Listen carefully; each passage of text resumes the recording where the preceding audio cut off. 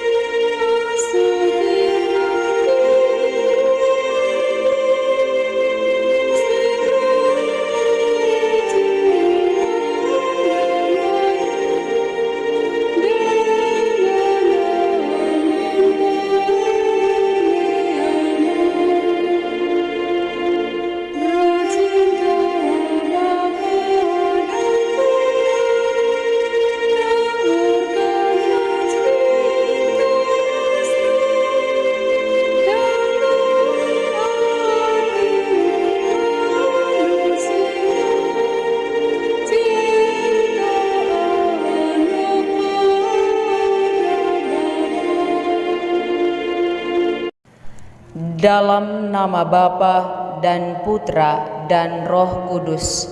Amin. Utuslah Roh-Mu, maka semuanya akan diciptakan lagi, dan Engkau akan membaharui muka bumi. Roh hikmat, ajarlah kami menjadi orang bijak dan mengutamakan cita-cita surgawi. Roh pengertian, terangilah budi kami agar dapat memahami ajaran Yesus Sang Putra. Roh nasihat, dampingilah kami dalam perjalanan hidup yang penuh gejolak ini. Roh keperkasaan, kuatkanlah kami yang lemah agar tabah menghadapi segala kesulitan dan derita. Roh pengenalan akan Allah, ajarlah kami mengetahui bahwa semua yang ada di dunia ini sifatnya sementara saja. Roh kesalehan, bimbinglah kami untuk terus berbakti kepadamu dan berani menjadi teladan kesalehan bagi orang-orang di sekitar kami. Roh takut akan Allah, ajarlah kami untuk takut dan tunduk kepadamu. Amin. Semoga Tuhan beserta kita sekarang dan selama-lamanya. Inilah Injil Yesus Kristus tulisan Santo Lukas. Dimuliakanlah Tuhan. Lalu Yesus masuk ke bait Allah, dan mulailah ia mengusir semua pedagang di situ. Katanya kepada mereka, "Ada tertulis, rumahku adalah rumah doa, tetapi kamu menjadikannya sarang penyamun." Tiap-tiap hari ia mengajar di dalam bait Allah. Imam-imam kepala dan ahli-ahli Taurat serta orang-orang terkemuka dari bangsa Israel berusaha untuk membinasakan dia, tetapi mereka tidak tahu bagaimana harus melakukannya, sebab seluruh rakyat terpikat kepadanya dan ingin mendengarkan dia. Demikianlah sabda Tuhan. terpujilah Kristus. Rumah doa atau sarang penyamun. Sahabat terkasih, rumah bagi kita bukan saja sebagai tempat berteduh, tapi juga sangat penting dan bermakna karena merupakan tempat kita bertolak di pagi hari dan kembali di sore dan malam hari untuk mengalami kenyamanan dari rumah kita. Inilah alasan mengapa setiap orang berusaha untuk menata dan memperbaiki rumahnya agar merasa at home dengan rumah sendiri. Setiap orang pasti memiliki gambaran ideal tentang rumah. Rumah yang nyaman membuat kita merasa betah dan kangen ketika kita jauh dan lama di luar rumah. Perasaan ini juga yang dialami oleh Yesus, yakni pergi ke rumah Bapanya yang adalah bait suci untuk berjumpa dan bersekutu dengan Tuhan. Namun suasana yang ia hadapi bukan lagi memberi kenyamanan dan keheningan, melainkan ribut gaduh dan disesaki oleh para pedagang. Karena itu Yesus dengan tegas mengatakan bahwa bait Allah adalah tempat yang suci, tempat doa di mana terjalin relasi yang intim dengan Allah. Di dalam bait Allah, sabda Tuhan diwartakan dan direnungkan. Sahabatku terkasih, dalam kenyataan hidup, terkadang tanpa disadari kita telah mengubah gereja atau rumah doa menjadi sarang penyamun, menjadikan gereja sebagai tempat ngobrol, bermain HP, tempat untuk bertemu keluarga dan sahabat, ataupun menjadikan gereja hanya sebagai tempat untuk menunjukkan segala gaya dan model kekinian melalui cara berpakaian, cara berjalan, dan tingkah laku lain yang mengganggu suasana kesakralan dan kekudusan gereja. Di saat itulah kita telah mengganggu dan merampas keheningan orang lain yang sedang berdoa di dalam gereja. Tanpa kita sadari, kita telah menjadi penyamun-penyamun suci di dalam gereja. Sahabat-sahabat terkasih, menjadikan rumah doa sebagai tempat untuk mengalami kasih Allah, atau bahkan menjadikan rumah doa sebagai sarang penyamun adalah perwujudan setiap manusia. Ada sisi positif, tetapi sebagian ada sisi negatif. Semoga dengan sabda Tuhan hari ini kita disadarkan kembali akan nilai-nilai iman, akan kekudusan gereja itu sendiri, mengembalikan fungsi bait Allah atau gereja sebagai tempat perjumpaan Allah dengan kita manusia, bukan perjumpaan antara para pedagang. Sahabat-sahabatku, gambaran rumah doa bukan hanya sebagai gedung, tetapi diri kita adalah gambaran bait Allah itu sendiri. Gambaran rumah doa yang kotor dan dijadikan sarang penyamun yang bahkan membuat Yesus marah adalah juga gambaran rumah doa hati kita. Kira-kira bagaimana bila hati kita yang dipenuhi oleh kejahatan? Tubuh kita lebih dari gedung gereja.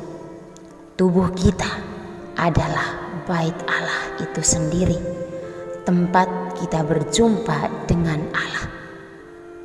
Kira-kira bagaimana reaksi Yesus ketika melihat tubuh dan hati kita dipenuhi kejahatan, kotor, dan bahkan menjadi sarang penyamun dalam tanda kutip? Yang pasti Yesus menangis dan marah. Mari dalam seluruh hari ini kita membiarkan Yesus masuk dalam hati kita dan mengusir segala bentuk manusia lama, kejahatan dan luka-luka hati yang menyakitkan dengan air matanya yang kudus, agar kita layak menjadi kediamannya dan boleh membawa Allah yang hadir dalam bait hati kita kepada mereka yang kita jumpai dalam keluarga, dalam karya pelayanan, dalam lingkungan masyarakat, lingkungan gereja, dan lebih luas lagi dalam kalangan dunia ini. Walau minoritas, tetapi bait Allah, bait hati kita harus menjadi mayoritas. Semoga amin. Bait Allah adalah tempat kita berdoa, tempat berjumpa dengan Tuhan. Hati kita juga merupakan bait Roh Kudus, bait Allah, tempat kita berbicara dengan Tuhan dari hati ke hati. Tuhan mengenal hati kita. Mari kita ungkapkan doa-doa kita kepadanya.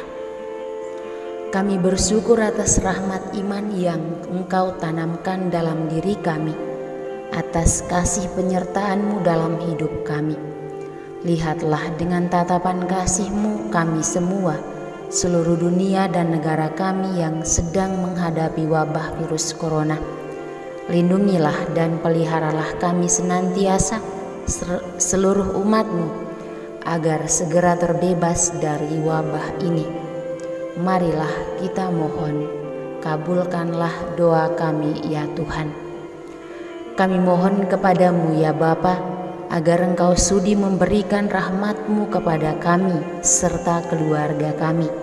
Semoga rumah kami menjadi tempat yang dikelilingi iman, kedamaian, kemurnian, dan cinta.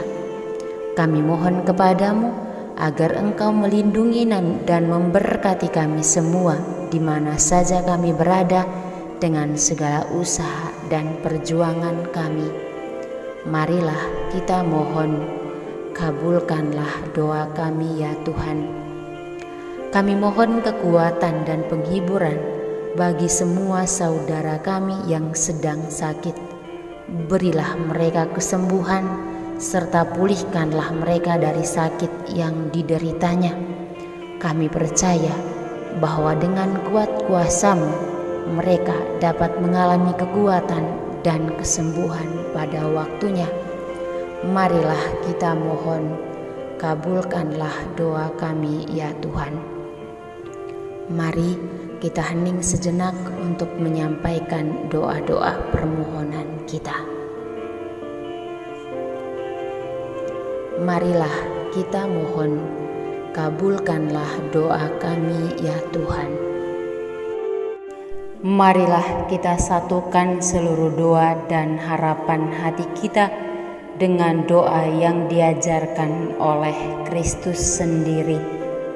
Bapa kami yang ada di surga, dimuliakanlah nama-Mu, datanglah kerajaan-Mu, jadilah kehendak-Mu di atas bumi seperti di dalam surga.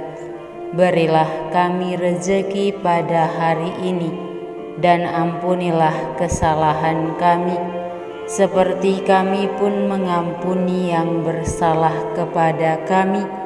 Dan janganlah masukkan kami ke dalam pencobaan, tetapi bebaskanlah kami dari yang jahat. Amin. Salam Maria, penuh rahmat, Tuhan sertamu.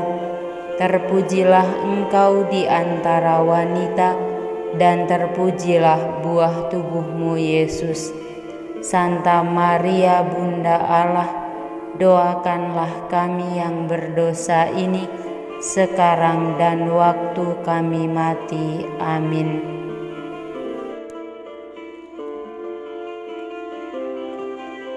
Yesus Kristus, Anak Allah yang hidup, terang dunia, aku sembah sujud kepadamu. Untuk Engkau aku hidup, untuk Engkau aku mati. Yesus Kristus, Anak Allah yang hidup, terang dunia, aku sembah sujud kepadamu.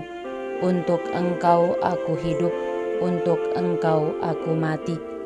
Yesus Kristus, Anak Allah yang hidup, terang dunia, aku sembah sujud kepadamu. Untuk Engkau aku hidup, untuk Engkau aku mati. Santa Maria Regna Rosari, doakanlah kami. Santo Yosef, doakanlah kami. Santo Gabriel, doakanlah kami. Para kudus pelindung kita masing-masing, doakanlah kami. Terpujilah nama Yesus sampai selama-lamanya. Dalam nama Bapa dan Putra dan Roh Kudus. Amin.